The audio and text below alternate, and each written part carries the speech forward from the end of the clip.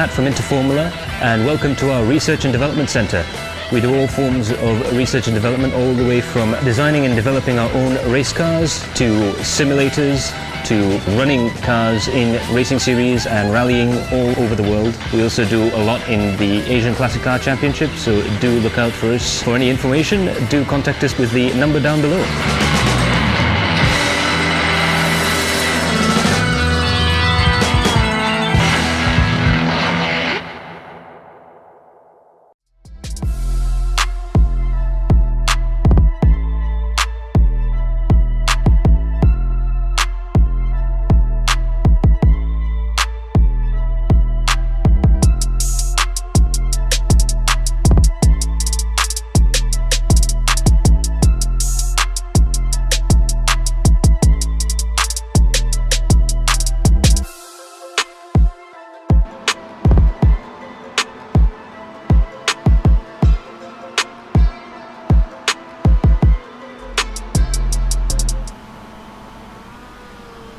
Good evening, ladies and gentlemen, and welcome to the Mount Panorama Circuit for the Adrenaline Impact iRacing Malaysia Championship Season 2. We've got some fantastic racing lined up through, not just in round 1, but all throughout the season. We've got a brand new car, the Kia Optima, and it's going to be absolutely fantastic. But before we get into it, just a special thank you to our sponsors, Works Engineering, Lucas Oil, Precision Sim Equipment, Android King, and our supporter for this season, the Motorsports Association of Malaysia, and all our partners. A special thank you to bring you into this season. My name is Matthew Palmer, and we are going to have a fantastic race. 24 degrees Celsius, the temperature right now. It's looking like it's going to be a great day for the race. Now just have a quick look at the chat section. The Alif Lambim says, "Hello, Isman Ibrahim." Well, Isman Ibrahim himself says, "Go Abang Ipin." That's Saiful Arifin, the previous season champion. He's got his fans out and ready to go. Amanur Azam, we have a fan for you from A1, Tafiq. So all the fans right now ready and raring to go, and as you can see right now we are in the practice session.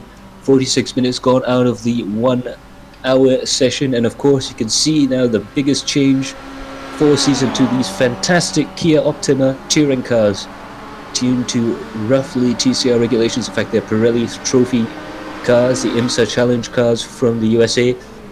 375 brake horsepower, 6-speed sequential transmission, still front-wheel drive, so a real challenge. Can be a bit of a handful, but there's a lot of real racing drivers out there with a lot of front-wheel drive experience here in Malaysia. They're going to really be sinking their teeth into it.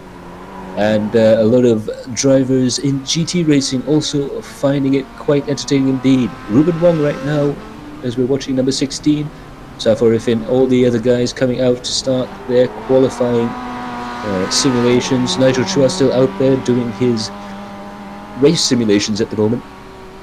Currently in the practice session, the fastest man out there on track is Freddie Allen, 2 minutes 14.47 seconds, followed by Jazz Jelly, Taiful Arifin and Nigel Chua there in the 240s, and then a whole host of cars in 215s. Amanur Azam to Pujan Lay, one of our new very quick rookies. He may be a rookie to the series, but he has a lot of experience in motorsports.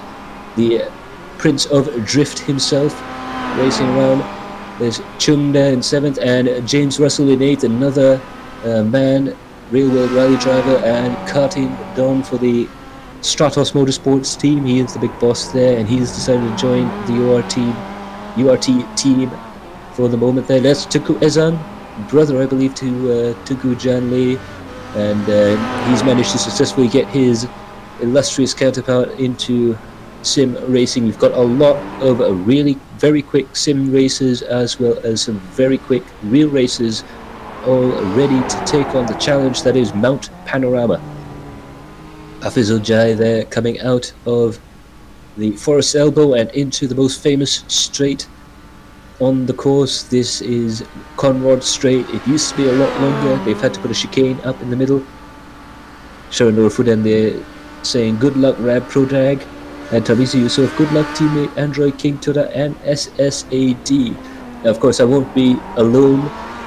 With me today is our illustrious co-commentator Chan Wei Han. Hi everyone, hey Max, hey Carol. Sorry I'm late, but yeah, I'm so looking forward to racing at this one-of-a-kind racetrack that is Mount Panorama. I think it's just going to bring, it's just going to bring so many surprises for all of us to enjoy. Absolutely, and I mean, just judging by the previous warm-up race and the practice session right now, we have a real turn of fortune for a lot of drivers. Right now, we've got Freddie Young, the quickest driver out there, Jezrin Shaiful, fast as usual, but we've got Tugu Jan, James Russell, and a whole bunch of other brand new drivers as well coming in. So I think it's going to be quite a exciting race and an enticing championship. Oh, it certainly is going to be. Of course, the drivers are now with the new Kia Optima cars. These are front-wheel drive, so they handle very much, ever so differently compared to the MX-5s that we used just 2 weeks ago. And with this is probably one of the bigger takeaways with driving these new cars that, already we have close racing with the MX-5s, but with this Kia Optima, that kind of close racing, you just get more of it as as the drivers take it around the track. And of course, the fantastic part is we're now in proper touring cars, so we may see a little bit of bumping and grinding in touring car racing. Rubbing is racing, so it might be quite interesting to see how aggressive these drivers can get when it comes to wheel-to-wheel situations compared to the MX-5 cars. And also worth noting that these cars are much bigger, and of course, with this track being the way it is, I think not only will they rub bumper with bumper, they'll also have moments where they'll rub against the walls of, the uphill and downhill sections of this track. And more so, when you do have the long straights at various points on this track, it's just going to add other dimensions, other elements to this competition. And as you were saying, I think for the both of us, this is absolutely one of our favorite tracks. It's such a massive difference, the level of drag you have to carry down the straights, as well as the handling you need going over the mountain. There's such a sort of yin and yang sort of feeling to the circuit here, a real race track of two halves, and also one of the most spectacular series of corners from Skyline down through the Dipper and up into the Forest Elbow. It's a real driving challenge, and I think a lot of these drivers are they can't wait to get their teeth sunk into this race. Sure, I think this is one of those tracks that are not included in the free with the subscription that comes with iRacing. It is a paid track on top of the subscription. So what this means is that the drivers will have, especially drivers who've just come out of the MX-5 series, they'll have quite a bit of acclimatization to do as with regards to learning more about this track and getting used to it. Absolutely, and this is no easy track to try and learn. A lot of the corners, especially on the mountain section that we're watching here, a lot of it's blind, so from the driver's point of view, you can really find it very difficult to try and find your sights over the corner they call Skyline, right at the very top of the hill. In fact, it's absolutely blind. You have to know where to turn in, so a real steep learning curve for some of the drivers out there who are new to iRacing, and especially new to Bathurst itself. So if we have a look at some of the lap times that drivers have set, we have the fastest lap time set by Freddie Young of 2 minute 14.470, and that is in fact a blistering lap time. There are also 3 other drivers who are within the 2 minute 14 bracket, and the rest are down to around 2 minute 15s and 16s. Absolutely there as Freddie Young decides to pull into it. These one of our quick new rookies coming into the series, James Russell. He is a man who is known very much in the real world of motorsports as the head of the Stratos Motorsports karting team, as well as quite an accomplished rally driver, competing in the APRC, the Thai Championship, Malaysian Rally Championship. So quite a lot of driving experience, but of course still relatively new to the world of sim racing. He's been doing quite well, getting himself up into the top 10. I think we see a lot of the other rookies looking quite promising this season.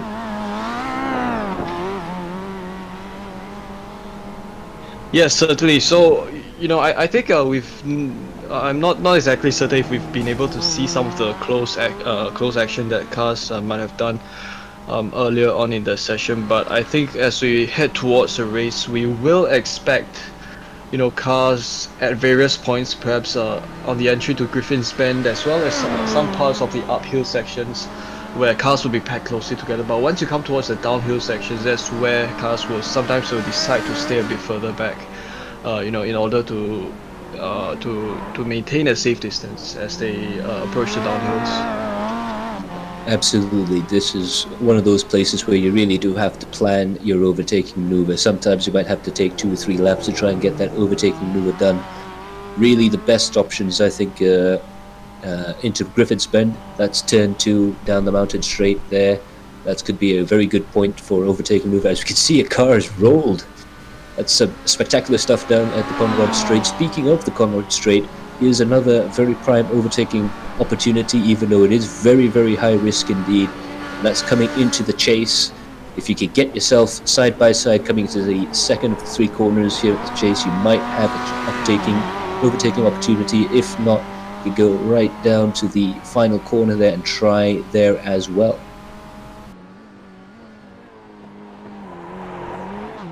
Sure, final corner is, like you said, it is sort of the nicer overtaking spots. There are a few more overtaking spots, so what's interesting about Bathurst is, although it's difficult to pull overtaking moves, especially down the downhill sections, you know, the dipper and various corners around there, you know, it's very much possible for these cars to even try to squeeze for positions at various points.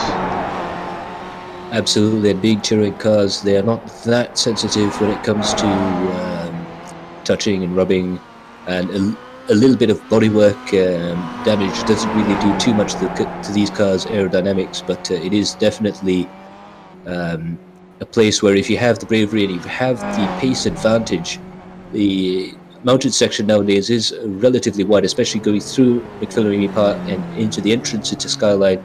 There is a albeit rather high risk opportunity to try and overtake through there, and especially into the Forest Elbow. As you can see, Javier Alvarez there coming down the hill. As you can see here, this is one of the overtaking opportunities that you could do if you have a pace advantage to the car in front, especially if there's a bit of a mistake there, as Khalif there sort of demonstrates almost on cue. But definitely the main thing though is to try and get into striking range on the 2 log straights, the mountain straight as well as Conrod.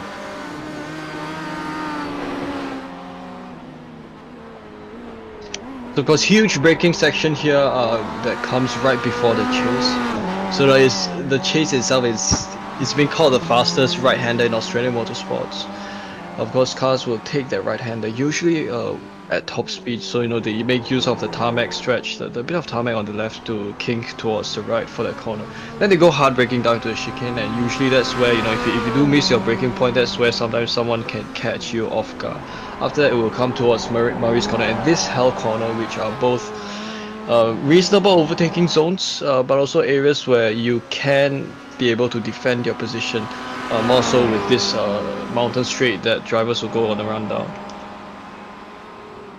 Absolutely, and the unique part about this track as well is that what most people don't realize when they drive around it, as you can see, the breaks in the barrier over there, those are driveways into people's houses. This really is a natural terrain road course, so much so that it's used for about 340 to 350 days a year as a public highway to those guys who want to go up to their houses or to the parks up at the top, Reed Park and McPhillamy Park, 2 of the famous sections up at the top of the mountain there, famous for being the hooligan section during Bathurst 1000 weekend, where all manner of partying takes place. But speaking of, yeah, a lot of risks to be taken and a lot of action to come up ahead. Meanwhile, we're going to take a short break. We will come back to you when qualifying begins, so do stay tuned right after this.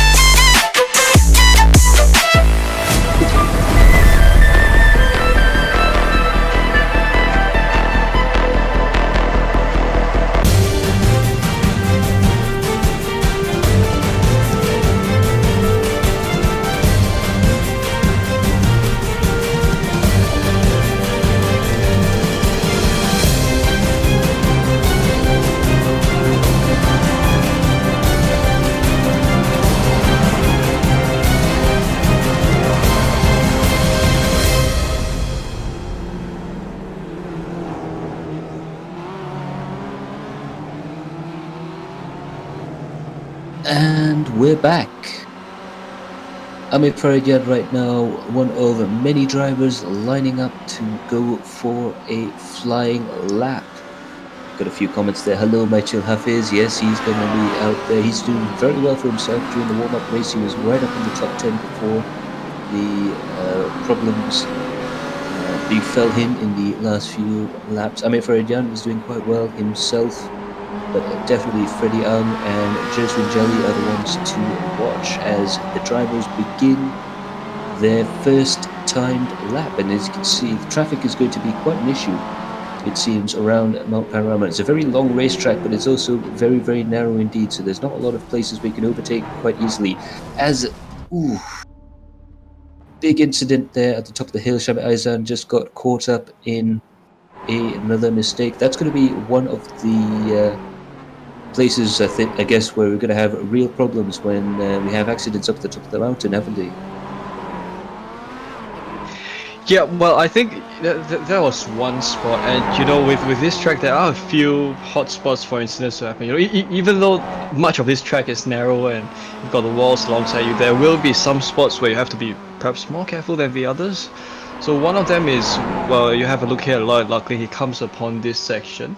This is approaching my Philippines Park, and this exit here, this curb here, this is another area where you have to watch out for, because you have to try not to use too much of the exit curb, or you might find yourself bouncing towards either the outside wall or the inside wall. As you go downhill along this section, it's all about trying hard not to lock up the brakes, because once you lock up at this section, it does mean that you will barrel straight towards any wall that is ahead of you. But if you're able to handle this well, usually drivers would prefer to perhaps go a bit earlier on their brakes in order to be able to carry that car through.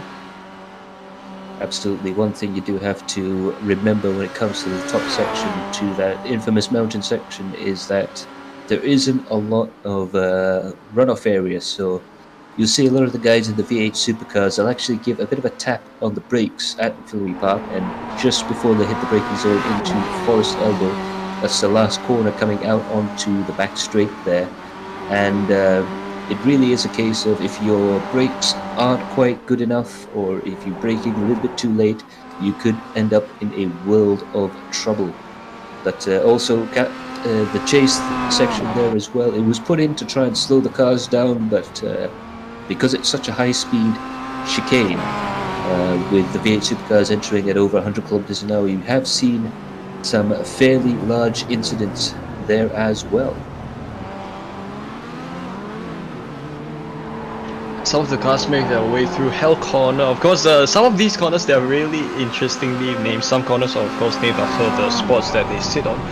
Some are named after, you know, perhaps this is perhaps I guess a story that a thought that, you know, if you do that, you know, a long turn one, there used to be a tree stump that you should not hit when you make your way through turn one, or you kind of destroy your car. And there are also some other corners like Forest Elbow that does kind of indicate at one point where motorcyclists did in fact scrape his elbow as he came around that corner. So, you know, this track does kind of come along with quite a lot of history, similar to many other tracks that we know and love. It's just that this is perhaps one of the lesser used tracks in international racing. Absolutely, and well, it is a little bit of a pity, although I suppose with the vineyards and the houses around here, we can't really do too much motor racing, but the community is so supportive of its little motor racing treasure here at Bathurst. It really is a huge cultural event for New South Wales, and the heroes over the years have been many and varied. Coming up through this corner here, right here, was where the famous rock two spectators accidentally pushed the rock off a cliff and ended Dick Johnson's race when he was leading the event. And the outpouring of support after that, when Dick Johnson announced that he couldn't race anymore because he ran out of money, people actually came up and donated. And it got to the point where Ford Motorsports decided to match the donation and got Dick Johnson back into racing. And right now, the top racing team in Australia is, of course, DJR Team Penske, aka Dick Johnson Racing. So, real community spirit in Australian motorsports, really typified by this mountain and its heroes.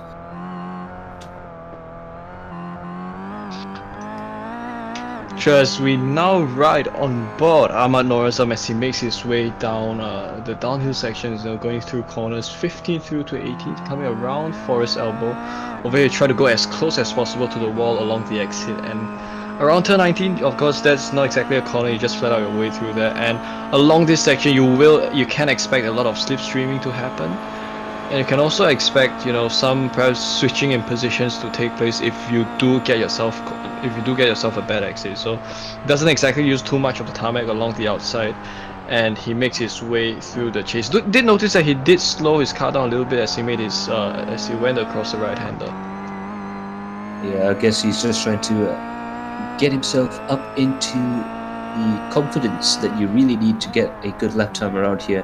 It may take a few laps to try and get confidence up there, but one driver who's definitely got his confidence up quite early on is James Russell, one of the early front runners who's managed to get a relatively quick lap into it, and Jay Chong as well. So two relative rookies up in first and second. Freddie Ang is in third, although I'm sure we will see faster lap times from the front runners coming up very shortly. Tunku Jan doing quite well for himself on his debut in the AIMC Championship. Yeah, certainly some new faces, as you did mention earlier on, Max. Of course, we've always, at least for myself, I've come to really enjoy the kind of great racing that these drivers put out for all of us to enjoy, and I think it's just something that once you have so many cars and once you have so many entrants and everyone's able to race so well with one another, it does contribute towards a better racing experience for everyone. Absolutely, and even though we have a totally new and totally different car, four-door saloon car, very long wheelbase, comparison to the MX-5 car, front-wheel drive, a lot of torque going through the front tires of these cars. A lot of the drivers reporting that the front tires do, if you're not careful with the throttle, the front tires do wear out quite quickly, as a lot of the drivers are finding out. But it's amazing to me that despite all of that, the drivers are still very close to each other in terms of pace. So that just goes to show the quality of the driving we have in this series.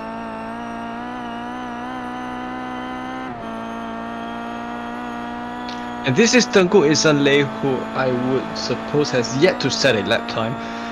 So of course his position is not set at this point, and we're riding on board as he goes down along the chase. So we do notice that drivers don't necessarily have to use the excess tarmac on the left. He goes, I think we'll have to get used to hearing quite a bit more screeching of tires on this car as compared to most other cars that we've seen, due to the fact that it's front wheel drive. And he comes upon the final corner. This is Murray's corner, and he will go close to the apex and get a great exit, and his lap time will be a 2 minute 15.752, which puts him at 10th position. Absolutely fantastic lap time there from Tunku Ezan. He has, of course, had a little bit of a reputation for having a bit of bad luck. He's been very, very quick in the MX-5 cars. Of course, in the real world of motorsports, he has that rear-wheel drive experience that was critical. But now we have quite a lot of drivers, of course. In Asia, we have a lot of front-wheel drive touring car series, so guys like Michael Hafiz and Triple Said and people like that will have that experience, Rashid Ramlan, and they'll have the experience to try and drive these cars. They'll know how to back it in, how to minimize the understeer as well. But as we're seeing some of the lap times go through there, there's no real quick cars apart from Kevin T, who's doing very well for himself, and Nigel Chua, as well as Khalif here, who's doing fairly well for himself going down the mountain here. Just notice how much earlier Khalif is braking as he goes into the forest elbow, but he does touch the inside wall there. Sometimes if you don't exactly aim for the apex, well, it does happen to you. But of course, with these touring cars, it does not matter that much when you rub against the wall. So he's trying to obtain some of the slipstream, but of course you've got this crest here, which sometimes drivers might decide to take this crest at a slight angle. And you do notice that the car in front of him did use that tarmac along the exit. So Khalif has yet to... he has in fact set a lap time. His lap time was 2:18.799. which meant that he is currently in 36. So as he comes around the final corner, he is going to set a lap time of, unfortunately does not set a lap time fast enough to improve on his position, and he pulls over.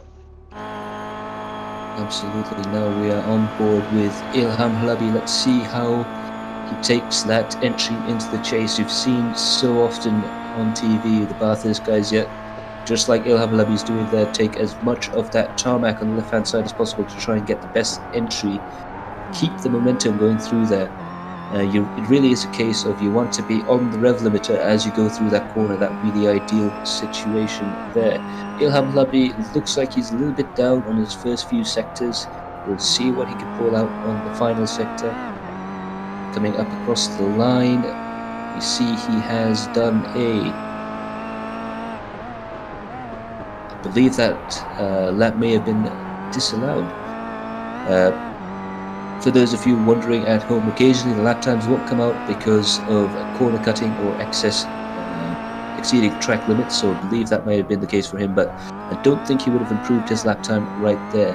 Fizul Jai, who was very, very quick during the warm-up race this season, the warm-up race participants, if they finish the race without major incidents, will get an extra bonus point to try and incentivize the guys to go out and warm up and get their bearings on before the main race on Sunday. So basically about 31 drivers would have that extra bonus point for completing a warm-up race as well. But Fizul Jai definitely did very, very well during that race.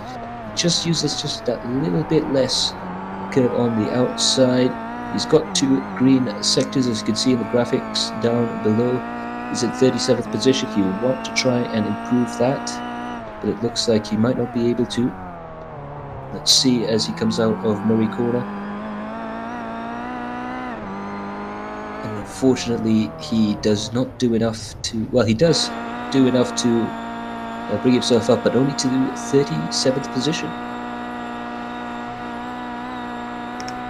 And we ride with Shamir Aizan, who has yet to set a qualifying lap time, so we do hope that he is able to do so coming through this lap. Of course, we are coming towards the final half a minute here in qualifying, which means that drivers, after completing this, they should have one more lap if they do push the timing. It jumps over the curve, which might have cost him quite a bit of time, so he sets a lap time of 2:16.352, which moves him to 17th position. So of course we've got 5 seconds to go before we end the qualifying session. We do hope that these drivers will be able to come across the start finish line in time to have their lap times counted. Yes, they will in fact do so. This is Cheok Fan. He comes across comes upon the final corner. He will come home with a lap time of 2:16.507, sets him over at 19th. And now we ride on board with Muhammad Muhaimin as he bombs down Conrad Strait. Conrad Strait, of course, another of the typical Australian example of Australian humour. Of course, this is jokingly referred to as the one place in Australia where you're guaranteed to find Ford and Holden components all over the track, as there have been plenty of engines blowing up down the straight here. It used to be a lot longer. This new chase section was actually added in to try and reduce the length of the straight. It was the same regulations that Le Mans had to put their chicanes in. But meanwhile, Muhaimin is going to go around the final bend there. Kulvinder Singh has gone through, and now we'll see Muhaimin finish his lap. Unfortunately, it looks like he has not been able to improve his position. Meanwhile, Azid Ali there, within the previous season's championship winning team, Outer House FCR esports team, absolutely flying through the top of the mountain and coming up into Skyline. Absolutely unique here. You cannot see the corner until you're basically on the apex, so you really do have to have some prior knowledge to get the most out of the car around this circuit. Of course, with all the apexes, either blind due to the crest or due to the walls, it does help to kind of plot your moves in advance, plot your angles and apexes in advance in order to get the most out of get the most efficient line through this downhill section. So Dali, he was sitting in 45th unclassified, so he's going to hopefully set a qualifying lap time as he makes his way around. So 43 cars in total have set qualifying lap times. We have a few remainders. Dali is among them, and he will come across. He will now approach the chicane of the chase. You know, the thing with this corner is that it isn't exactly as sharp as drivers would think, so you can actually carry quite a fair bit of speed through there. When it comes upon the Mari's corner, brakes, gets a good exit, doesn't use the curve along the inside, and he will come across the start-finish line with a lap time of. It might appear that he might have invalidated his lap earlier on, so he does not set a lap time. It looks like Ilham Labi well down the pace. He may have had a mistake up at the top of the mountain there, but he's still good enough for 8, as I accidentally tapped the microphone there. To apologise. Saiful Arifin now, unfortunately, he has a lap time of 6 minutes 40 seconds, so it looks like he may have had to stop somewhere around the mountain there, so he's just going to drive the car back home. But it looks like Jezrin Jelly is our pole sitter, followed by Freddie Ang and James Russell, with everyone off the track. So that's our grid right now. Jezrin Jelly is in pole position for Autohouse FCR Performance, followed by Freddie Ang, Team URT Black, and James Russell, Team URT Gold, with Nigel Shaw in 4th position, Tiku Janlei in 5th, Jay Chong in 6th position, Wicket Low in 7th, Ilham Labi in 8th, Lloyd Lachlan in 9th, and Shami Azri in 10th position.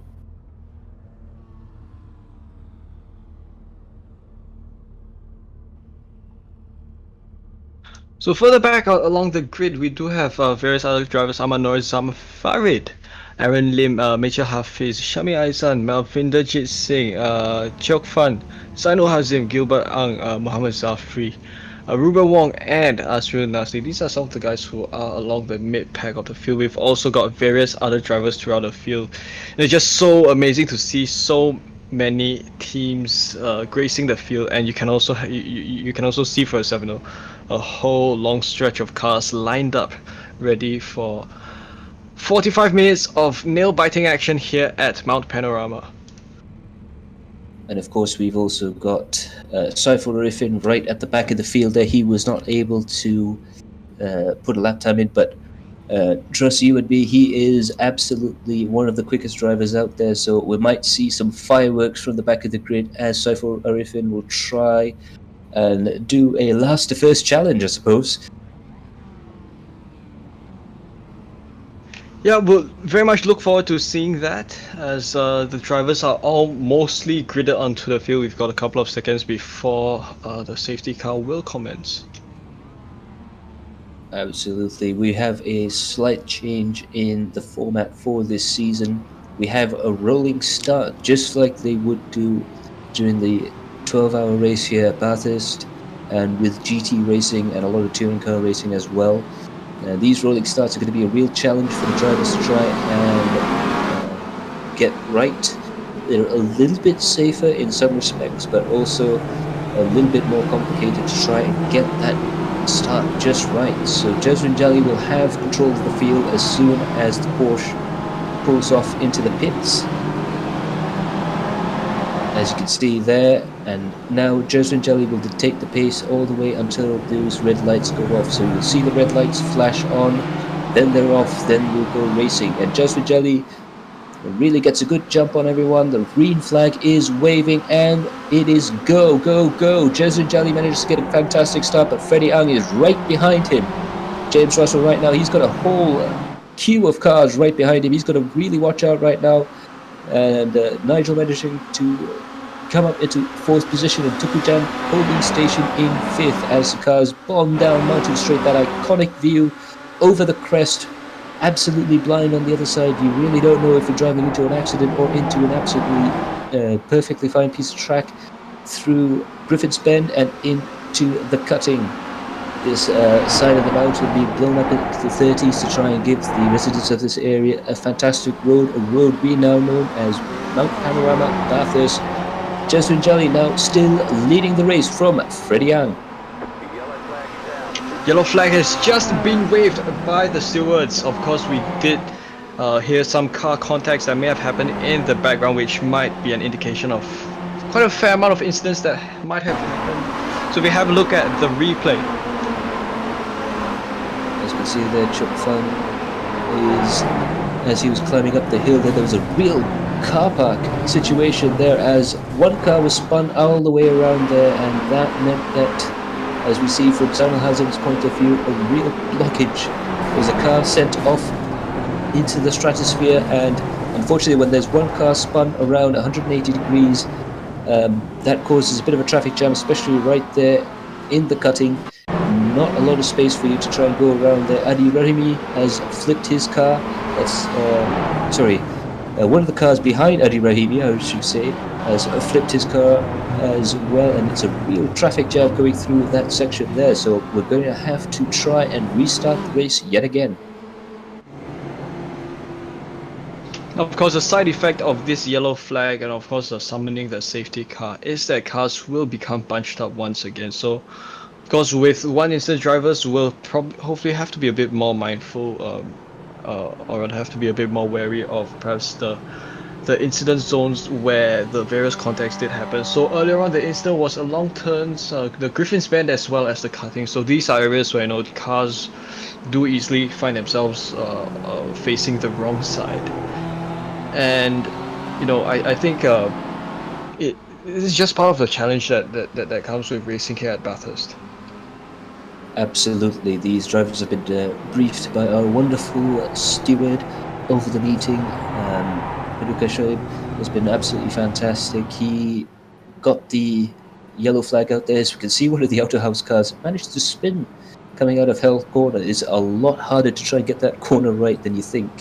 And I do sympathise with him just ever so slightly, but Paduka there, fantastic work getting the safety car out and making sure everyone is A-OK and safe.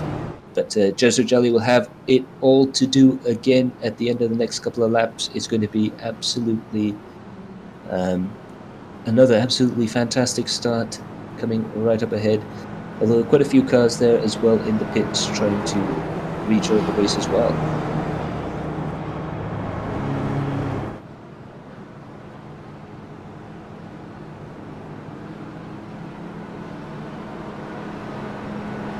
To recap our top 5, Jeswin Jelly,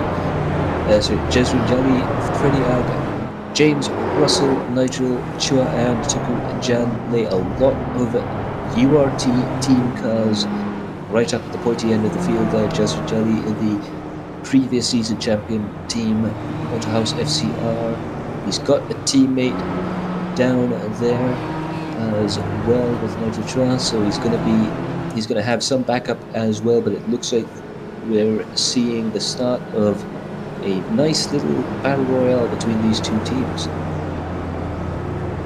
So of course, to go along with the many tales of Bathurst Mount Panorama, I think there have been instances where Skippy the Kangaroo would make guest appearances onto the grid, and usually that would be accompanied by either the safety car or the yellow flag, similar to what you see on the screen now. Absolutely, the best one that I can remember is when Skippy unfortunately got clobbered by a AMG factory GT3 car coming through the cutting and causing a little bit of a traffic jam, similar to what you saw there during the Bathurst 12-hour race. So occasionally the drivers do have to look out for some of the local wildlife around here, but thankfully there hasn't been too much of a trouble through there as the Porsche manages to clip through the barrier there. Quite interesting. Yep, the wonders of iRacing are, of course, in place of Skippy the Kangaroo is probably going to be internet. Of course, netcode that sometimes happens, when we least expect. These are all, things that drivers will also have to look out for. So that was kind of a blooper by the safety car, but now goes along the main stretch. Now I think As opposed to thundering down Conrad Straight at full speed, drivers are now taking it slowly. And I think they're all taking in, enjoying the views of the surroundings that you do get to see as you approach the crest here along Conrad.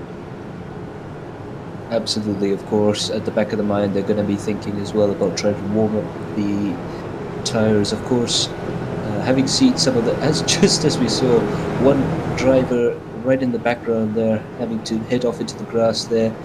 Around Bathurst, you really don't have a lot of room to try and warm the tires up, so the drivers are going to try the throttle and brake technique, holding the throttle and brake down, accelerating and braking, as opposed to weaving, because the track here is quite narrow, and we have seen over the years quite a few drivers make the mistake whilst trying to warm the tires up. So it looks like the safety car is going to go for yet another lap around the course there. All the drivers, of course, they're going to start getting a little bit nervous. They're going to try and plot their next move. Justin Jolly there, he has got the responsibility of trying to lead the cars once the green flag gets on the way again. He's going to try and figure out the best possible way to try and get a bit of a lead coming off the start. But, of course, Hell Corner, the first corner there, really is going to be very difficult to challenge to try and take at full speed after quite a long time under yellow flags.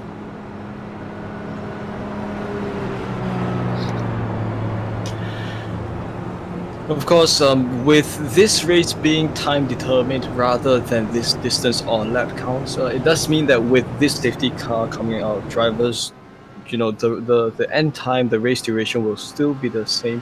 The race will still take place within 45 minutes, and it will also count in this pace lap. So it does mean that drivers will probably lose some of that distance or lap count as they come towards the end of the race. So it does mean that drivers will of course have less racing time.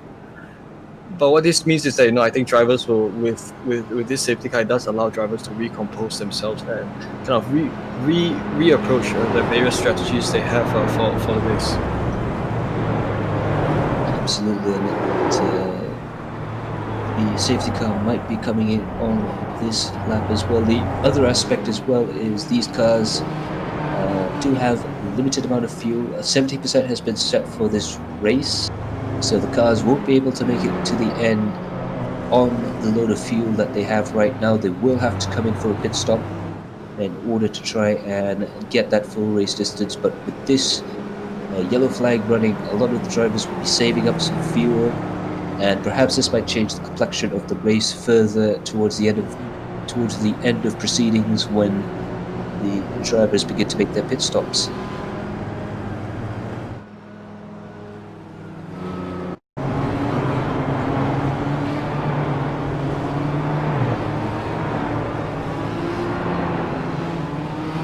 If we do have a look at the replay, it would probably be that the drivers might have come together at this point. So this is Eddie Adrian as he made his way around the cutting. Yeah, we're just trying to see there might have been just a little bit of a blip in our incident reporting system. But there we see Chok Fun Pan just about stopping the car before the exit on Griffin Bend there. It can be a little bit tricky when you're trying to catch up to the tail of the field here, because there are a lot of blind corners. When you are trying to catch up to the tail of the field under yellow flag running, you've got to be a little bit careful trying to judge what's around the bend. Good views of the skyline as as the car makes its way around. You do get quite a good panoramic view of the rest of the mountain. Hence Mount Panorama. Well, there you go. Yeah, man. And this is Ilham. He is going fast down the downhill section around the forest, but it could be that he's trying to catch up with the rest of the field, which is the rest of the field. They are already upon the chase. So I think the couple of drivers who have been left behind, they'll have to try to catch up with the grid as fast as possible. Absolutely. Afiq Fadlan, aka AFAR, he is bombing down the field there, number 41. Interesting to note with this particular team, it's two privateers, Calvin Ha and Afik Fadlan, joining forces in order to form a team just for this series.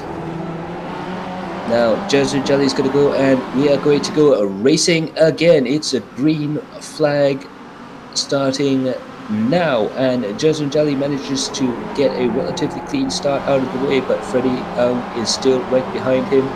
And of course, we've got James Russell up into third position, Nigel Chua in fourth, and Tukujan in fifth, with Wicket Low down in sixth position. And it looks to be a much cleaner start from the guys up there, although we'll be watching the back with interest. But it looks like Freddie Ang is going to try and go for an overtaking maneuver, but Jasmine Jolly manages to close off the gap there. Freddie Ang really tried to put the pressure on Jasmine Jolly as hard as possible. It looks like Freddie Ang has managed to get more temperature to the tyres than Jasmine over the course of the final warm-up lap, and is all over the back of that Outer House FCR car there. Will we see a change in position right at the top of the mountain?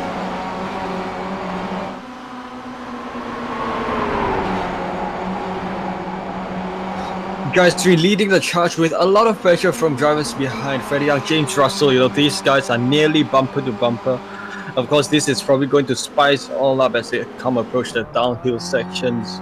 We do ride on board Nigel Chua as he makes his way down the downhill. We get a good perspective of how the action is like as they make their way down the mountain. So all the drivers, they do maintain quite a safe distance apart from one another. This ensures that they'll all make it through the corner safely. And now it's going to be slipstream time as they come upon the Conrod Straight.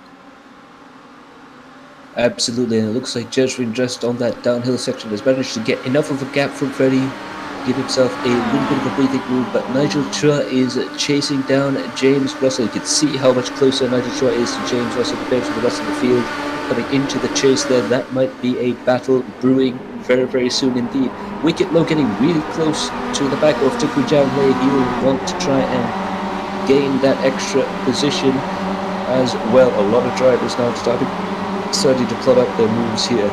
Obviously not a lot of side-by-side running because it's very difficult to try and make that work coming through the final corner there, but I can see it happening fairly soon indeed. Dominic Ang right now, he's challenging Shame Aizan. Will we see an overtaking mover coming into Hell Corner?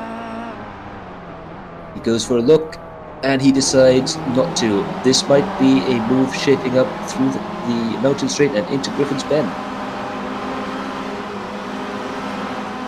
Yeah, I am facing a little bit of stuttering issues, so right now I shall rely on Discord's live stream. And Dominic Ang he's currently in 15th, and he is trying to go for a move on Shamir Aizan. So let's see how well he does that.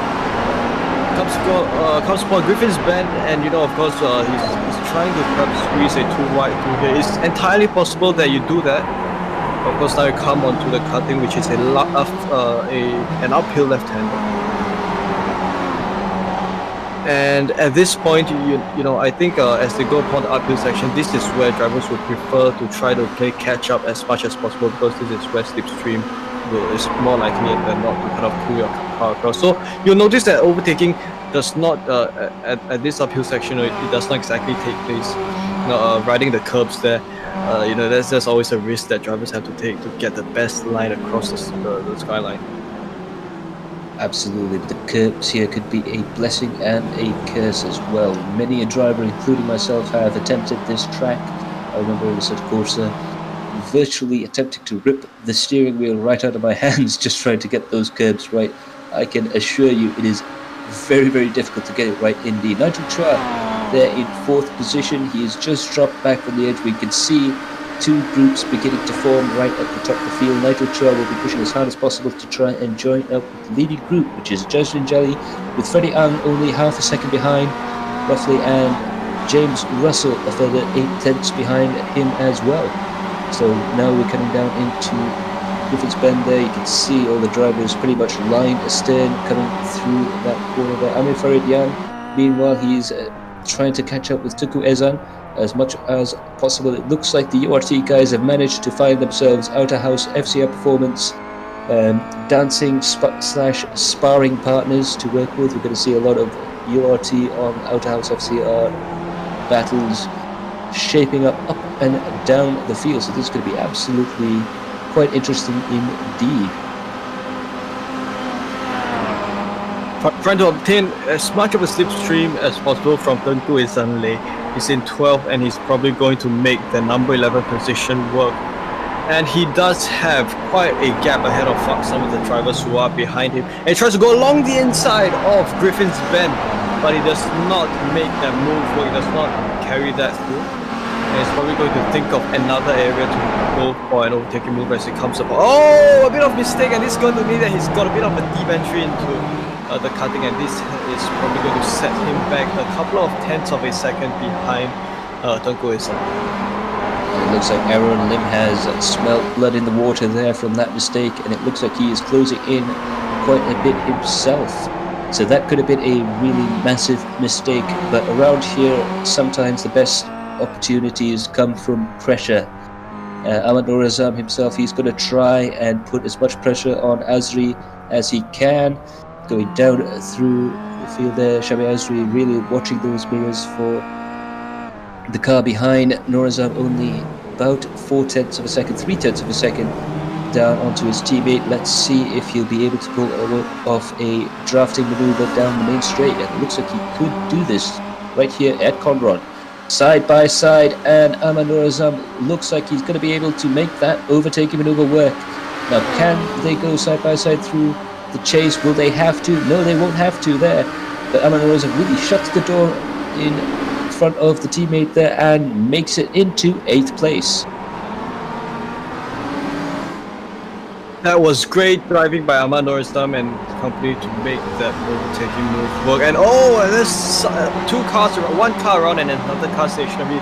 That was probably an incident along the chase that happened moments earlier, and that will set them back many positions. We are observing Kelvinder Singh as he trails behind quite a crowd through the final corner. So some drivers also, if you do have a look at the timing tower, it does appear that some drivers along towards the other end of the grid has made a bit of this driver falling out in front over there. That is Aaron Liv, who might have gone a little bit out wide and he's lost a position. Kelvinder is in 13th at the moment. He tries to get the most of the slipstream, whichever is available to him, as he comes along the mountain straight.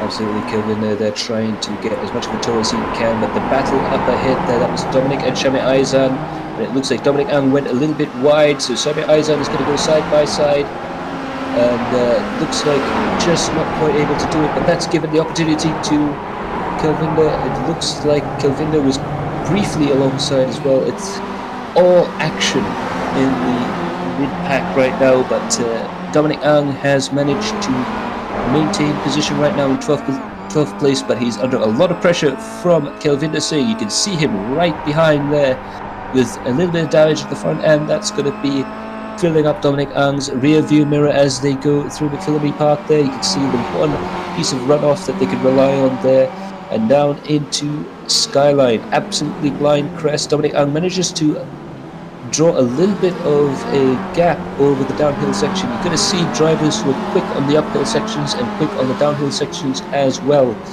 And it looks like Dominic Ang able to put a little bit of a gap.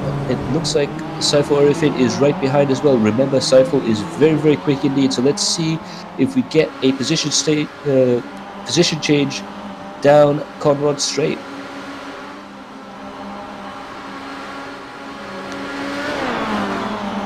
Right now, this is Dominic who leads. Oh, contact! There's some cars that they made it through the chase, and that's going to also perhaps cause another spark of incident across that part of the circuit. And now we have a look at Ahmad Norazam, who is coming strong upon Lloyd Lachlan and Tunku Jande.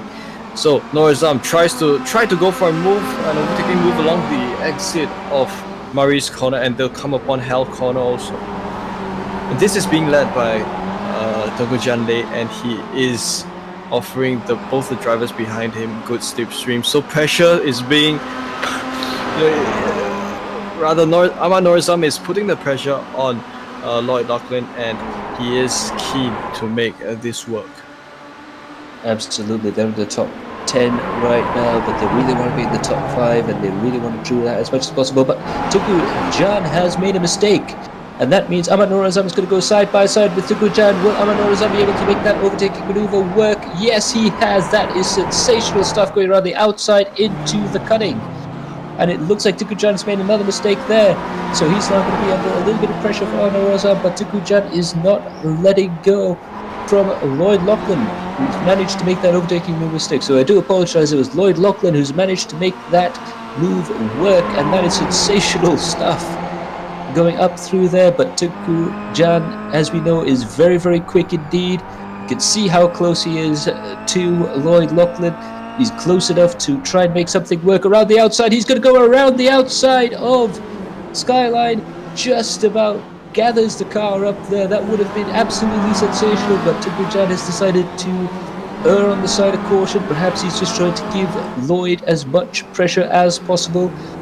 Lloyd Lachlan defending, going into the inside, but he's got to make sure he's got the right amount of draft. Now, Lloyd Lachlan is in the position of being in the draft. Will Tuku Jan or Ahmad Norazam be able to make a position move amongst themselves work? This is now being led by Lloyd Lachlan as they make their way along the chase. They're still in single file, but Will Norazam, or rather this is going to be Tuku Jan Lei, who has gone onwards and made the move on Lloyd Lachlan. That was right on the entry of the chicane. A daring move as is into the pits for Lloyd Lachlan.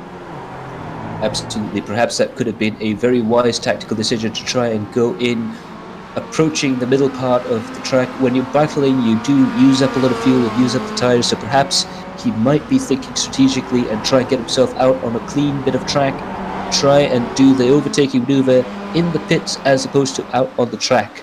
Meanwhile, we're watching Nigel Chua try and catch up with a whole host of URT cars up ahead.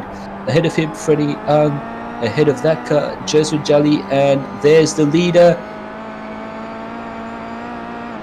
You can just about see it further up the road there as a car pulls off to the side of the track. For a second there, we all thought it could have been Jasmine, but Jasmine Jali is 3 seconds further up the road there, so these two drivers up ahead, the URT guys, have to really work hard to try and get into a position to try and attack him further on into the race, but they've got to really watch out because Nigel Chua is right there in case these two drivers make a mistake.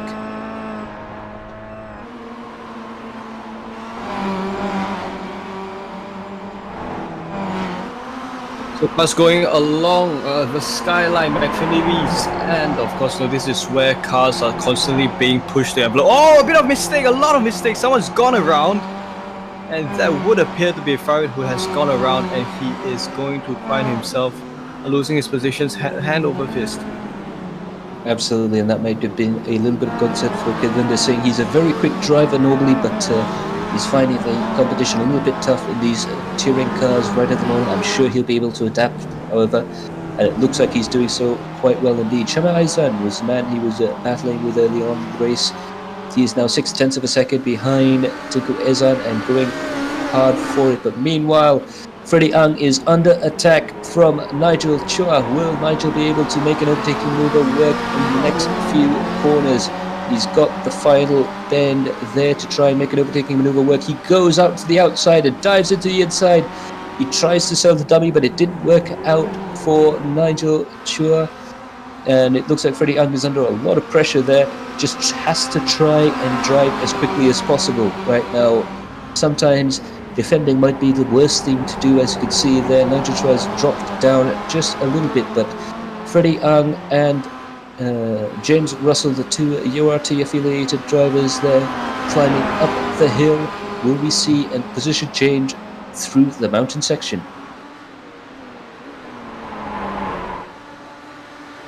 Freddie Ang leads this hustle of, or rather, James Russell leads this hustle of Freddie Ang and Nigel Chua. This is positions 2, 3, and 4. So drivers have an average time difference of half a second between them because he makes his way around the cutting. Of course, this is one of the more difficult corners to get right, as the apex is blind. Over here, you're constantly shifting the weight of your car from one side to the other. Usually you're shifting all the weight around, and you're just letting your tires kind of do the job as you try to get your car around, especially this section. So James Russell is beginning to space out a little bit as he takes his car upon the skyline. Absolutely, and you can see James Russell's got quite a lot of pace coming down the hill, which might be just enough breathing room for him to continue on in second place. Meanwhile, Kavinder Singh has a whole host of cars behind him. He's got past Tiguezan and Dominic Ang, but I can assure you Tiguezan will be pushing as hard as he can to try and overtake Kavinder Singh. Shami Aizan is up ahead.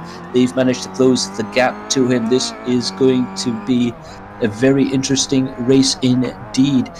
Going down through the hill there, out of Forest Elbow. You've got to be very careful of the wall on the exit, but it looks like Tunku Ezan might have just dropped a couple of tenths through the final few corners there. We're going to watch Nigel Chua in this replay.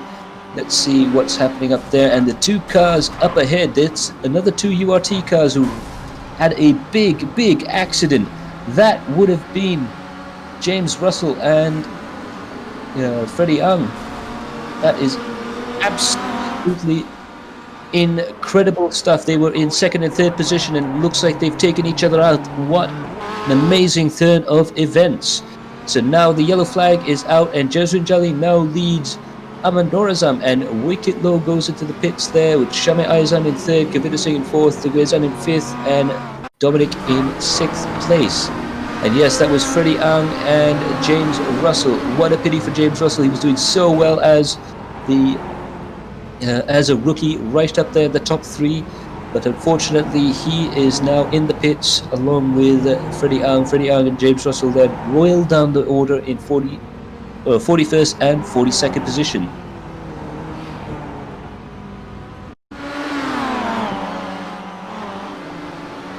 So you can see there. So that was Freddie Ang and James Russell. It looked like Freddie just got decided to cut ahead of his fellow URT driver just a little bit too early there. That's very unfortunate indeed. Very easy mistake to make, but the damage has been absolutely incredible.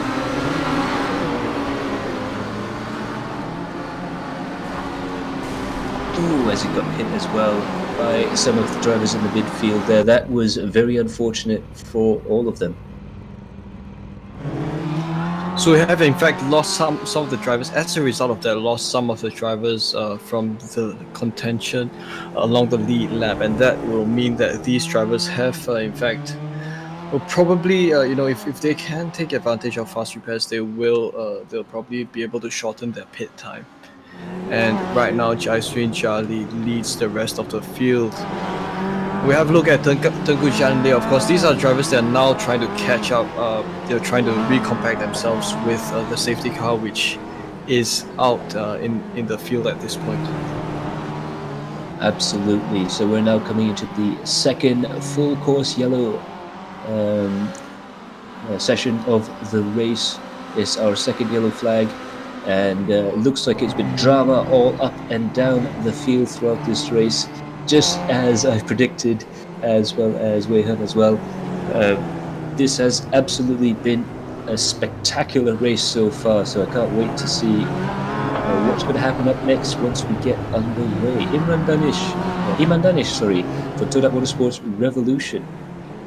The colour-coded team of Todat Motorsports, we have Team Asia in orange, Todat Motorsports Revolution in blue, and the main Todat Motorsports Team A in white behind there. So nice bit of color coding from the Todat guys. Of course, the URT guys have URT black, URT pink, and they're getting really creative, I would have to say, with the team names.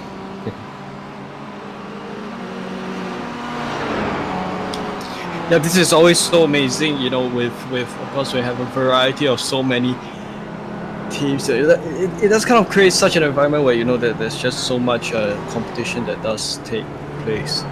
And of course, when you have a team, sometimes out in the field, out in the racetrack, you're usually racing with yourself, but you also know that you do have some friends, some drivers along in the form of your teammates to kind of back you up on track when you know that you want, when you know that it's time to perhaps work together to get positions.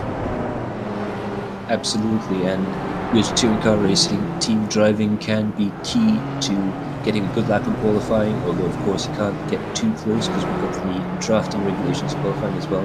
But also during the race you can work together as a team to try and gain positions. This is something you see quite often in things like NASCAR and IndyCar racing, where a teammate who's perhaps a lap down can give you a tow down the main straight, or in road racing you can follow a whole pack of cars through the field. These cars are very easy to follow each other with, not so aero-dependent as some of the open wheel cars there.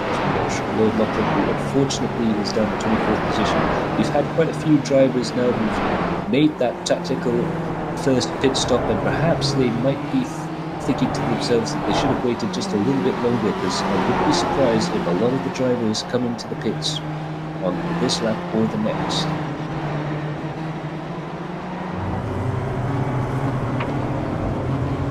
Jolly, your race leader is sitting behind the safety car. Now, of course, safety car lights are still on, which means once again the safety car does find itself into the forest elbow wall. I think things like these are just what makes some iRacing moments a little more interesting.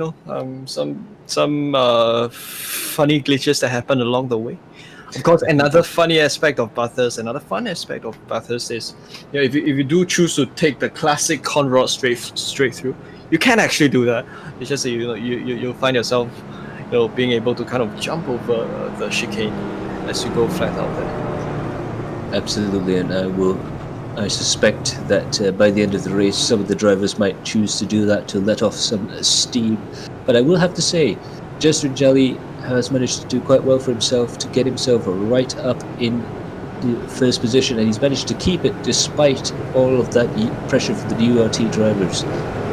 Unfortunately, we see there James Russell and Freddie Ang right down in 38th and 40th position. Just goes to show that sometimes if you're a little bit too close to your teammates, you might find yourself into a bit of a pickle, spot of bother, let's say.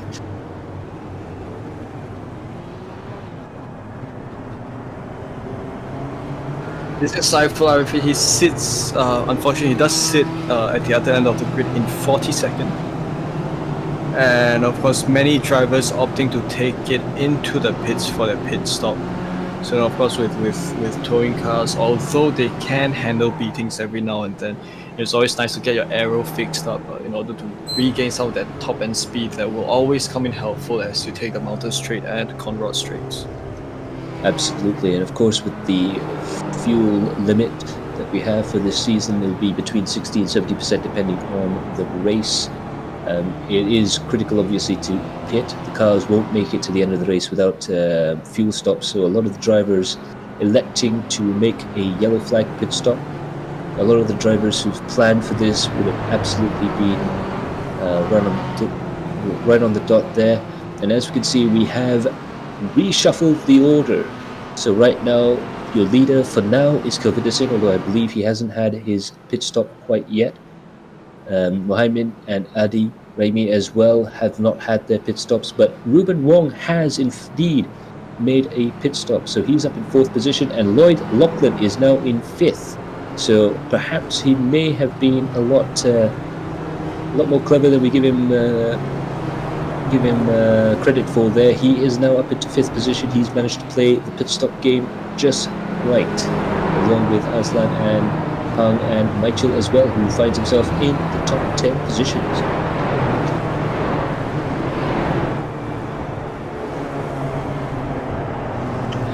Always wonderful, I think another great thing that comes with so many teams participating in a given race like this is that, you have such a wide range of paint schemes that you can all, that's kind of, that kinds of add towards, the kind of visual color palette in the whole race. So you just see so many different colors, and it just adds to the vibrance of the race.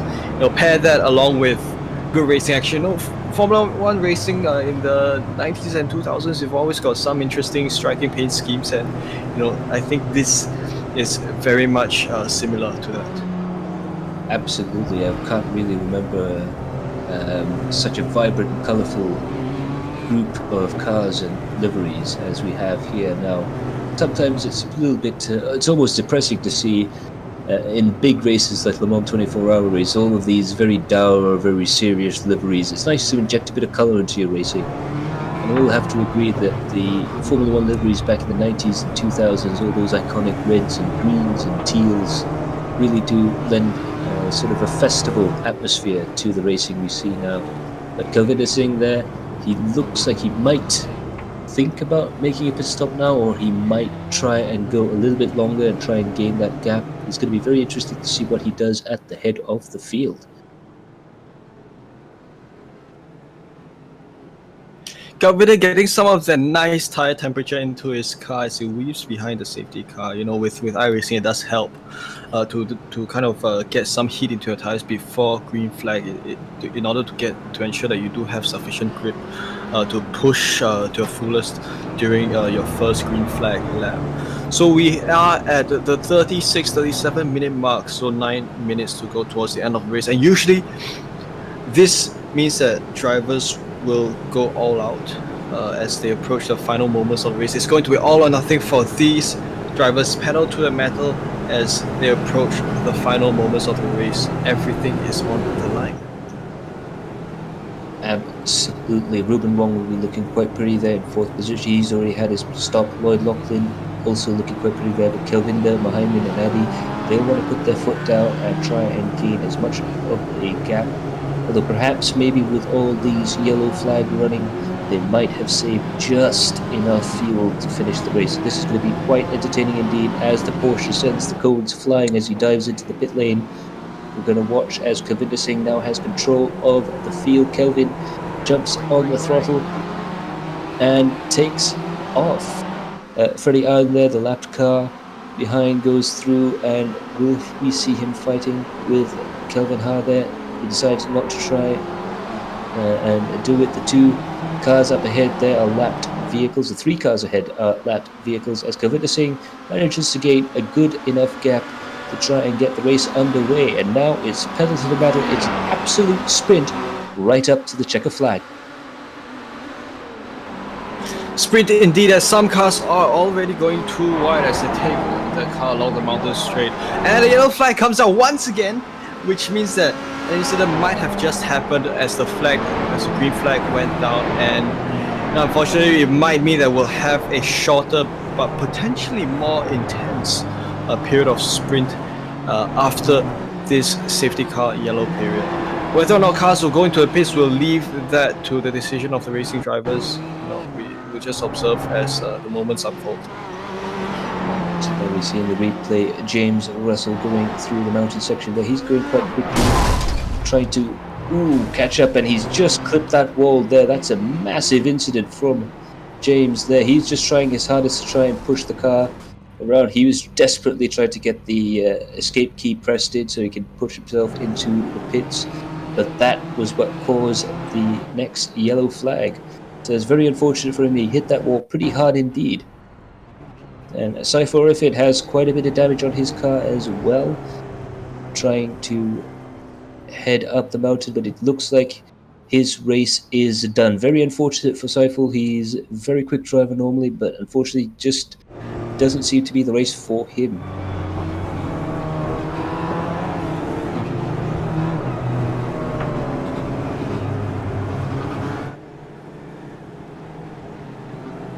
So once again, the drivers will go on a leisurely Sunday drive, that is pace lap, because you're always driving. You're going to, of course, have to drive at this pace when the safety car is out. It does allow the drivers to once again, perhaps re-strategize, regroup themselves, and reapproach the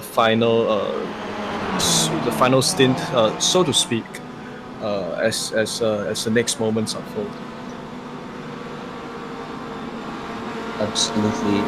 It's going to be an absolute barrel towards the finish line there. Kelvin Singh may have gotten away with perhaps one of the luckiest most cunning drives of his career.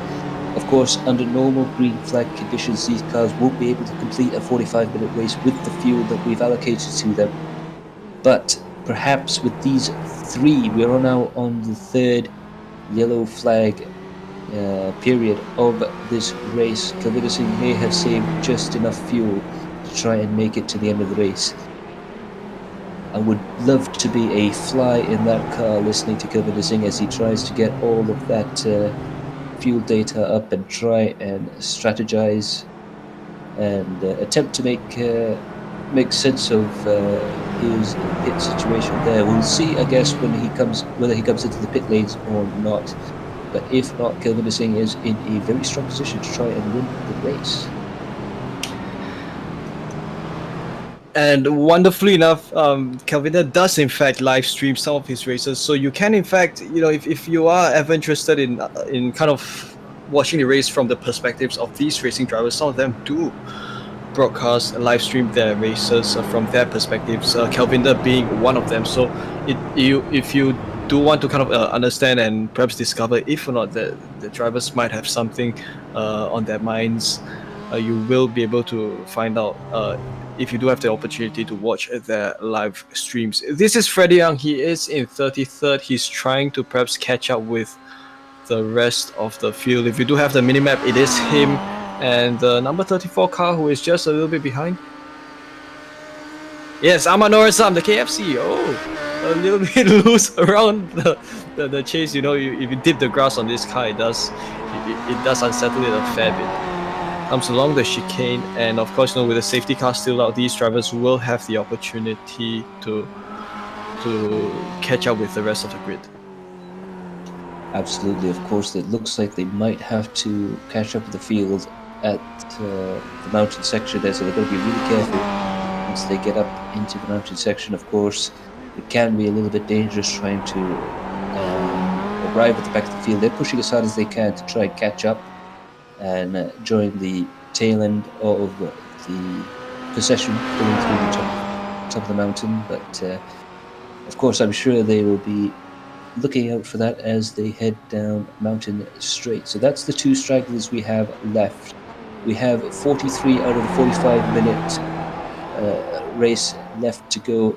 Kelvinder looks like he might just try and stay out for as long as he can. He might as well run that car dry trying to finish the race. But the Android King Toda SSAD driver, he is in the driving street right now. We have Muhammad Muhaimin in another Toda car, the orange Toda Asia car. He's in second position. There's a lapped car in between those two drivers, I believe. Yes, Kelvin is between Kelvinder and Muhaimin right now, so it looks like he might even have a lapped car to try and give him that opportunity to pull away and perhaps maybe even get that win. But we'll see if the pace car is able to do one more lap, but we might have a one-lap shootout. This is going to be absolutely exciting stuff coming right up, so do stay tuned. So this is always an interesting shot, one of the few times that you do have a safety car that is probably faster than the cars that are racing. Usually it's the other way around. Of course, right now you do have that Porsche Cup and you've got these Kia touring cars. So because the lights are still on the safety car, it will remain on track. And also we've got some drivers who've taken it into the pits.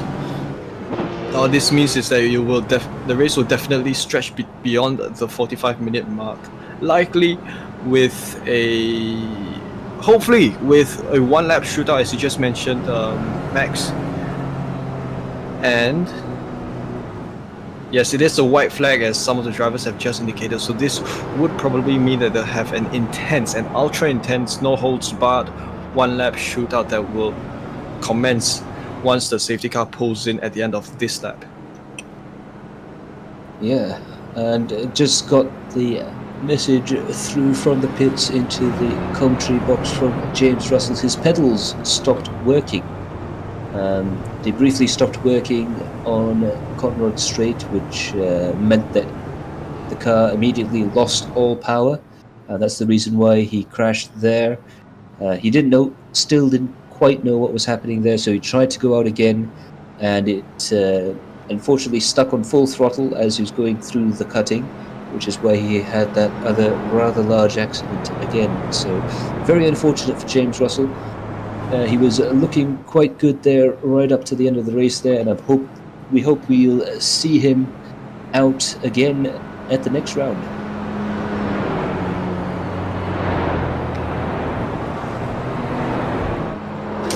So we sit back in anticipation of the action that will very much unfold in a moment's time as the cars go pace lap pace, take it slowly around the track. As they take in the surroundings of the Bathurst one last time, as they re-strategize, and regroup themselves for one last time. In anticipation for the race. I'm sure that some of the drivers, they will probably be a little bit nervous as they might not be sure what to expect from such a short green-white checkered stint. But of course, this all adds to the fun racing experience that the cars such as these will bring. Absolutely, Kelvinder there now sitting there nervously. He could have the opportunity of winning round one and taking that massive momentum that's going to give him right through the championship.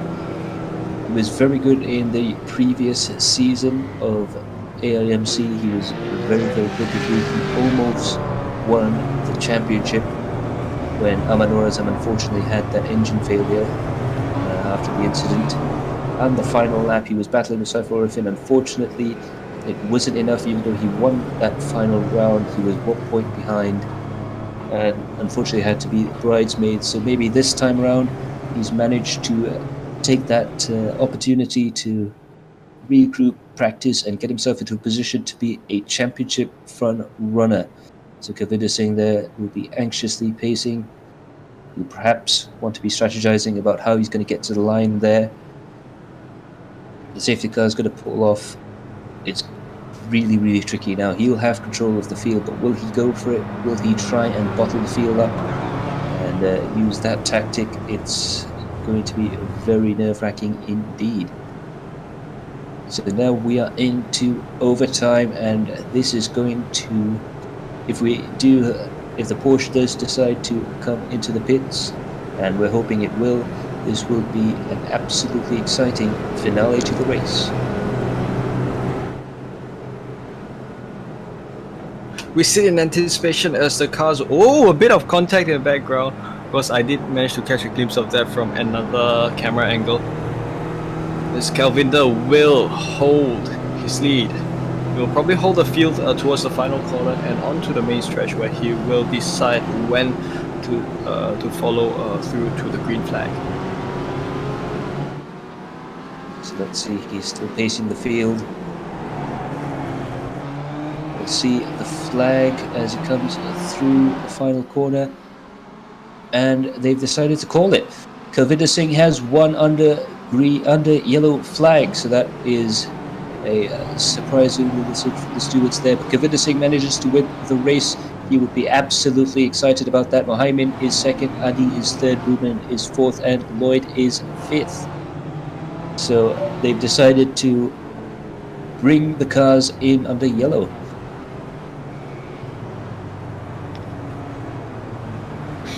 So unfortunately, no green-white checker that we might have expected. But this does mean that the race has come to a close earlier than we had expected. Kelvinder, race winner, Muhammad Muhaimin comes home in second, and Adi Rashid comes home in third. So great performance by these three drivers to have come to a podium, and of course the many other drivers have made this race such interesting.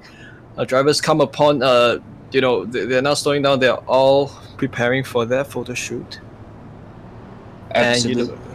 Absolutely, and just as a note, I believe Kelvinder, Mohaimin, and Adi were the three drivers that did not pit for the entirety of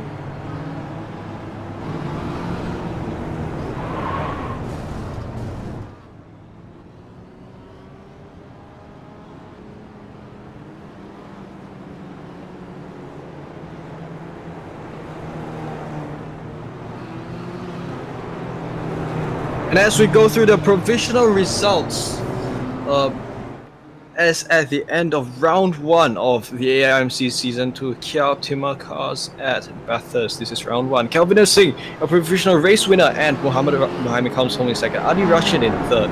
Rubel Wong and Lloyd Lachlan fourth and fifth. Pang Chok Fan and Aslan Manap, Michelle Harvey 6th, 7th, and 8th. Nazmi Masli in 9th. Aaron Lim in 10th. Dominic comes home in 11th. Jaiswin Jali in 12th. I'm not exactly used to seeing him at that position, but of course he is such a fast driver. Taufik Tahir in 13th. Tengku Janle in 14th. I do suppose we might have seen him fighting at the pointier end of the field. He might have been faced with an incident at some point as well. Matthew Graham comes home in 15th. Muhammad Safri in 16th.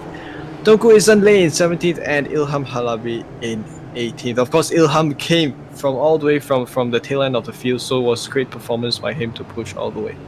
And these are your other finishers of this race.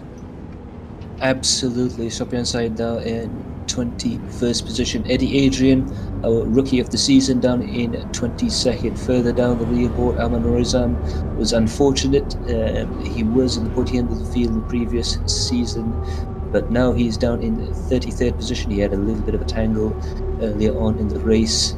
And further down the leaderboard, we see Rashid Ride, the drivers who are lapped behind: Kelvin T, Nigel Chua, Azam Azli, Rashid Raidel, Shame Aizan, as well as some of the retirees: Afiq Fadlan, Shami Azri, Saiful Arifin, James Russell, Javier Alvarez, Gilbert Ang, Jay Chong, and Faiz Aslan. Very unfortunate for those guys. Hai. Hello. Terima kasih. Alright, so how is it for the race? Macam mana? Race memang gila dari awal. dengan unexpected full course. Gitu lah. Under full course pun ada lagi accident atas bukit. Itu dia. So memang unik, agak unik dengan Bathurst ni. Kita terpaksa ada 3 yellow flag period. So apa perasaan bila rasa potong steam sikit tu? Memang unexpected lah. Boleh cakap 80% luck lah. Orang ni memang itulah. So okay, tanya. Thank you Penganjur, thank you AI semua. Alright. So now we also have Paduka Jaib, our official steward for the event. Paduka, agak banyak juga yellow flag pada masa ni. Apa perasaan Paduka pada race malam ni? Okay, khabar semua. So kita berpeluang untuk melihat satu persatu insiden, sebab track ni dia mudah untuk tengok. So bila ada insiden yang melibatkan lebih pada 4 biji kereta, so kita akan panggil safety car untuk keluar lah. Kita dah jangkakan memang bila perlumbaan yang pertama ni, bila kita letak Mount Pano di round yang pertama, dan kita tahu dan kita jangka memang insiden banyak berlaku di Mount Pano ni. Itu dia, dan kita saksikan di live feed Faiz Azlan yang insiden di selepas kedua. Bagi Paduka ni, adakah dikira normal ataupun lebih ataupun kurang daripada jangkaan anda? Mount Pano kalau tengok apa-apa race pun 24 jam ke, 6 jam ke, 8 jam ke, 2 jam pun still ada benda-benda yang drama. So bila berlaku dalam dunia sim racing, ianya tidak pelik lah. Sebenarnya kalau ikutkan jangkaan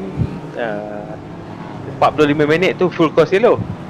Tapi masing-masing semua 45 minit tu full course yellow. Tapi tengok jangkaan okey, cuma ada beberapa insiden yang mungkin tak dapat dielakkan, dan dan ianya berlaku. Ya, dan kita boleh nampakkan yang dekat atas bukit tu ada juga banyak insiden yang sebab mungkin sebab jalan tu memang blind corner ada banyak, so mungkin itulah sebab yang kita ada banyak pile up pada masa ni.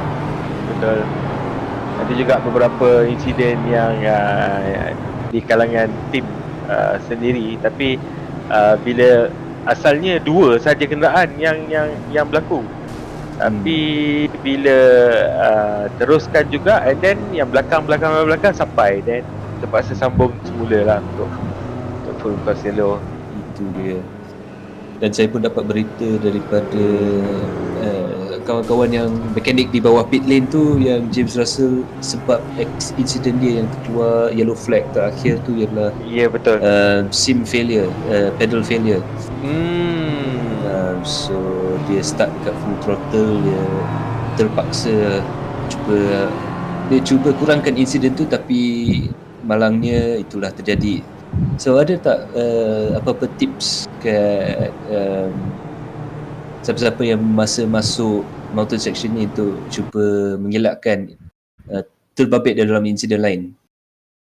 Kita tahu kat Mount Pano ni dia memang apa kata sangat susah untuk kita nak menjangkakan apa yang nak berlaku tu. Jadi memang tak boleh nak elak lah. Kalau kata boleh elak tu kira luck lah. Kat Mount Pano ni kalau dapat elak tu kira luck lah. memang yalah, kata Muhaimin tadi tu semua 80% untuk kemenangan dia kan. Ya. Kata 80% tu memang luck. Memang kat Mount Pano ni memang kata-katanya kalau tanya pelumba pun memang dia akan cakap luck lah. Itulah kalau orang Australia pun banyak cakap Bathurst ni ialah salah satu perlumbaan yang track akan memilih pemenang dia daripada pemenang dia. Ya. So ada apa-apa harapan untuk round seterusnya? So untuk round seterusnya kita mengharapkan kekalkan momentum yang kurang macam ni. So, kita nampak ada untuk season 2 ni mula ada sportsmanship di kalangan driver-driver, and then mungkin 1-2 yang kita harus tambah baik lagi dari segi briefing nanti dengan para driver ni. So setakat ini tak ada apa lagi untuk yang next, sebab kita menanti drama seterusnya. Itu dia, memang spectacular racing memang dijamin kalau di dalam AIMC ni ya.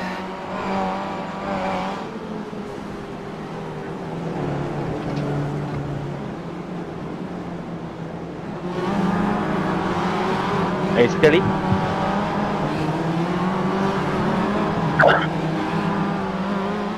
okey, untuk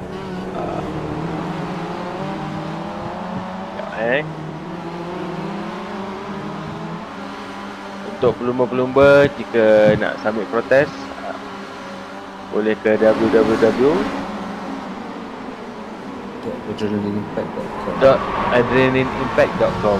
So dekat situ korang boleh file protes di sana dan kami akan melayannya sebentar lagi. Itu dia, mungkin pada malam minggu mungkin ada kerja debat sikit ya. Dijangkanya macam tu. So, harapnya dalam keadaan baiklah semua. Kita cuba ingatkan yang memang panorama ni memang risiko tinggi lah, boleh kira track yang risiko tinggi, so kita kena saling memahami lah. Ya, betul. Itu dia. So pada malam ni good luck ya. And there we have it. That was Petugas showing our official AIMC chief steward, who was just telling us that we had, this was quite obviously, I wouldn't say predicted to happen, but there was definitely a large chance that we would run the majority of the race under yellow. So he was actually quite surprised that the race ran as long as it did. Mount Panorama is infamous for its long yellow flag period, so perhaps we rather got away with it relatively lightly. Unfortunately, the green-white checker couldn't come out, so Kavinder Singh had to finish on the yellow, but I'm sure he wouldn't mind too much being the winner of the race.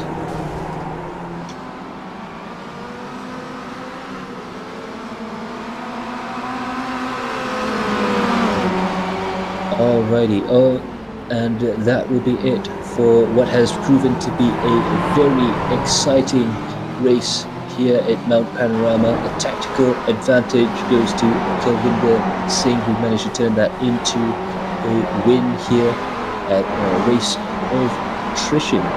But for now, that's going to be all from us. All that remains for me to say is to thank our sponsors, Works Engineering, Lucas Oil, Precision Sim Racing, Android King, and our supporter for this season, the Motorsports Association of Malaysia, and to thank our director Kara Alam, and to my co-commentator Chan Wei Han.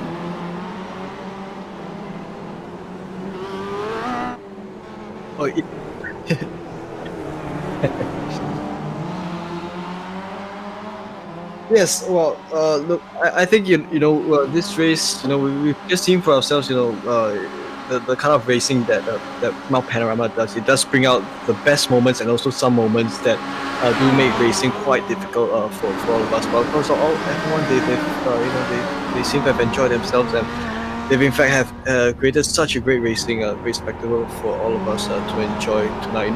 Different moments that kind of, they just kind of make an experience here at Bathurst more complete. So of course we do move. We have another race this time next week, and I'm certainly looking forward to that.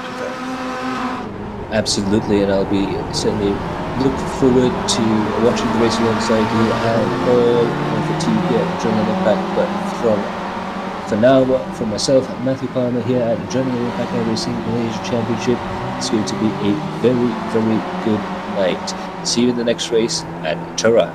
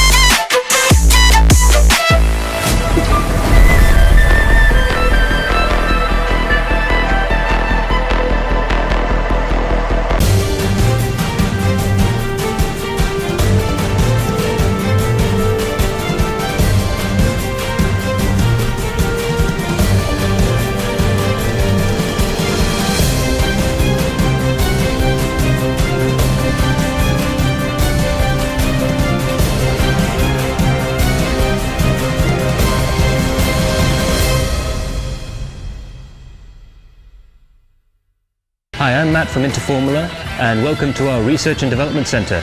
We do all forms of research and development, all the way from designing and developing our own race cars to simulators to running cars in racing series and rallying all over the world. We also do a lot in the Asian Classic Car Championship, so do look out for us. For any information, do contact us with the number down below.